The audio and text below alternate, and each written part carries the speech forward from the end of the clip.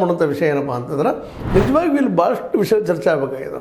ಮೊದಲನೇದಾಗಿ ಕೃಷ್ಣ ಯೋಜನೆ ಎಂದು ಮುಗಿದು ಹೋಗಬೇಕಾಗಿದ್ದು ಆಲಮಟ್ಟಿ ಹೆಸರು ಕೇಳಿದ ಸಾಕಿನೂ ನೋವು ಅನ್ನಿಸ್ತದೆ, ಮುಗಿತಾ ಇಲ್ಲ.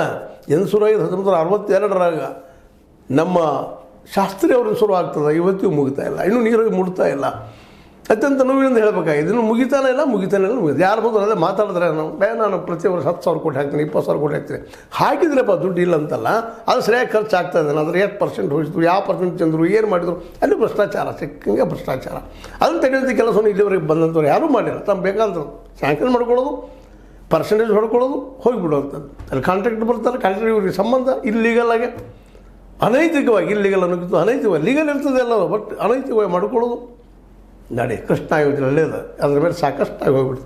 ಆರಂಭದಲ್ಲಿ ಒಂದು 50-100 ಕೋಟಿಯಲ್ಲಿದ್ದಂಥ ಆ ಒಂದು ಈ ಕೃಷ್ಣ ಯೋಜನೆ ಇವತ್ತು ಸಾವಿರಾರು ಕೋಟಿಗಳು ಕಳೆದ್ರು ಇನ್ನೂ ಮುಗಿತಾನೆ ಇಲ್ಲ, ಮುಗಿಯೋ ಸಾಧ್ಯತೆಗಳು ಇಲ್ಲ. ಇನ್ನೂ ಎಲ್ಲರಿಗೂ ಹೋಗಿ ನೀರು ಮುಟ್ತಾ ಇಲ್ಲ. ಇದು ಮೊದಲದಾಗಿ ಮುಗಿಸಬೇಕಾಗಿದ್ದು ಇನ್ನೂ ಮುಗಿದಿಲ್ಲ. ಮತ್ತು ಇಷ್ಟರೊಳಗೆ ಕರ್ನಾಟಕದಿಂದ ಕೃಷ್ಣಾ ನದಿ ಎಷ್ಟು ನೀರು ಹರಿದು ಹೋಗ್ತದೆ ಅದೆಲ್ಲ ನಮಗೆ ಬಳಕೆ ಆಗಬೇಕಾಗಿತ್ತು.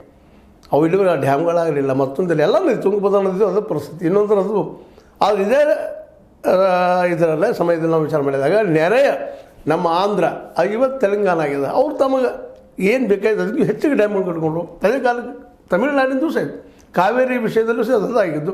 ಆದರೆ ಕಾವೇರಿಗಿಂತ ಹೆಚ್ಚು ಅನ್ಯಾಯ ಆಗಿದ್ದು ಕೃಷ್ಣ. ಅದನ್ನು ಮುಗಿಸ್ಬೇಕು ಅನ್ನೋಂಥದ್ದು ಎಲ್ಲರೂ ಮಾತಾಡ್ತಾರೆ. ಇವತ್ತು ನಮ್ಮ ಇವರಿಂದ ಸಾಕಷ್ಟು ಮಾತಾಡ್ತಾರೆ. ಇವತ್ತಿನ ಅಧಿಕಾರದಲ್ಲಿ ಇಲ್ಲ, ಅವ್ರು ಹೊರಗೆ ಹಾಕಿದ್ದಾರೆ ಅವ್ರನ್ನ. ನಮ್ಮ ಬಸವನಗೌಡ ಪಾಟೀಲ್ ಯತ್ನಾಳರು